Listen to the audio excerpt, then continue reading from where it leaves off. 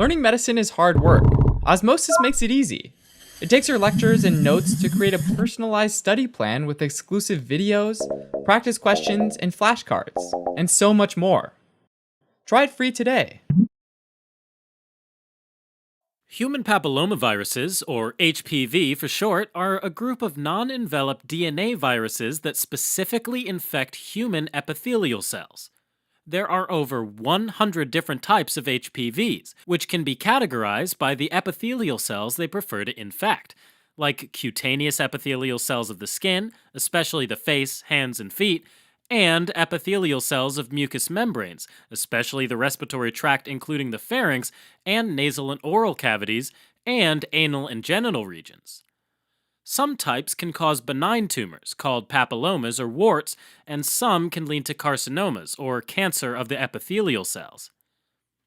HPV may have contributed to both actor Michael Douglas's throat cancer diagnosis and former First Lady of Argentina Eva Perón's fatal cervical cancer.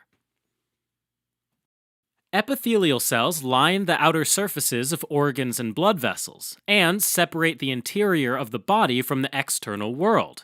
They primarily serve as a protective barrier to invasion by pathogenic bacteria, fungi, parasites, and viruses, and to water loss. In locations like the skin, anus, genitals, and respiratory tract, they can be stratified, having more than one layer of epithelial cells.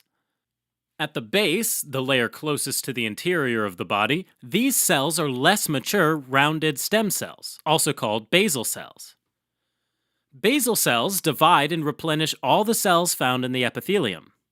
As the basal cells divide and mature, they move toward the outermost layer, flattening out and becoming more squamous-shaped in appearance. Once they reach the top layer, these mature, flat cells are exfoliated or shed from the epithelium. Now, typically, basal cells are well protected under all those layers. But if there are abrasions or cuts in the epithelium, HPV can gain access to and infect the basal cells. Once that happens, HPV can replicate with or without being incorporated into the basal cell's DNA through the activities of two particular viral genes called E6 and E7. The proteins of these genes cause dysregulation of tightly scheduled replication of the epithelial cells by altering the p53 and retinoblastoma protein, or PRB, tumor suppressor pathways that typically prevent unregulated growth of the epithelial cells.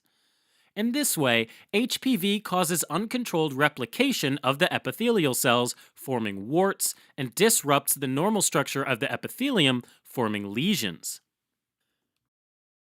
In some types of HPV infections, a squamous epithelial cell can become a koilocyte, or a cell with an irregular shape, enlarged and dark staining nucleus, and a clear area around the nucleus that's called a perinuclear halo. These cells are typically of precancerous lesions that can transform into carcinomas when the abnormal epithelial cells break through the basement membrane of the epithelium and invade other tissues. The cause of HPV infection is contact with infected epithelial cells. Some activities can increase the risk of exposure, like having multiple or new infected sexual partners or delivering a baby through an infected birth canal. And infections are more likely if a person is already immunocompromised. Transformation to carcinoma is dependent on HPV type and is aided by other cofactors, like tobacco use, immunosuppression, and radiation. Now, many HPV infections are asymptomatic, but when symptoms are present, they can vary by HPV type. So, symptoms of non-genital cutaneous infections can involve some kind of benign wart. Common skin warts of the hands or nails are typically painless, dome-shaped projections that give the skin a rough appearance. Plantar warts on the soles of the feet can be painful and scaly, though. Flat warts of the face and extremities, particularly in the pediatric population, are often painless, small, smooth, and flat-topped, but numerous. Filiform warts of the face, particularly the eyelids and the lips, have long projections that appear thread or finger-like. And in rare cases where there's an underlying genetic disorder called epidermodysplasia verruciformis, a chronic cutaneous infection can start out as flat warts and transform into skin cancer. Infections of mucous membranes, like the upper respiratory tract, can cause respiratory papillomatosis and can lead to voice changes and high-pitched breath sounds, particularly if the larynx is infected. Anal and genital infections, like in the vulva, cervix, vagina, penis, or scrotum, can involve numerous warts called condylomata acuminata. They tend to be skin-colored and can range in size, but have a cauliflower-like look to their surface. Though they're typically painless, they can cause itching, burning, local pain, or bleeding. Now, HPV types 6 and 11 are responsible for the majority of laryngeal papillomatosis and genital warts, but they're considered low-risk HPVs because they don't tend to progress beyond warts. But high-risk HPV types like 16 and 18 have a high risk of transforming into cancers of the cervix, vagina, vulva, penis, anus, or upper respiratory tract over 1 or 2 decades. Warts are used to diagnose HPV, particularly in cutaneous infections.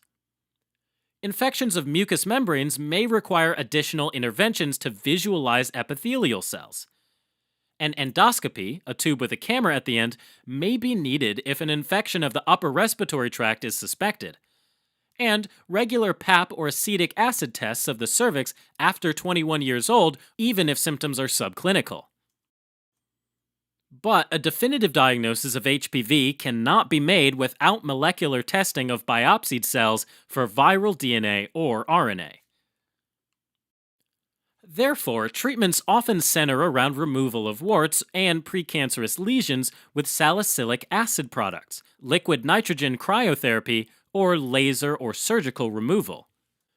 In cases of frequent reoccurrences, immune modifiers may be used to help boost the immune system to remove the infection on its own. Most HPV infections can resolve on their own over time, particularly with low-risk types and in younger people. But really, prophylaxis against infection is the best course. However, limiting contact with potentially infected persons or receiving the HPV vaccine before first exposure to an infection source can also be protective against several strains, including high-risk types 16 and 18. Condom use should also be considered a measure of prevention. Alright, as a quick recap. Human papillomavirus is a DNA virus spread through contact that infects human epithelial cells of the skin and mucous membranes.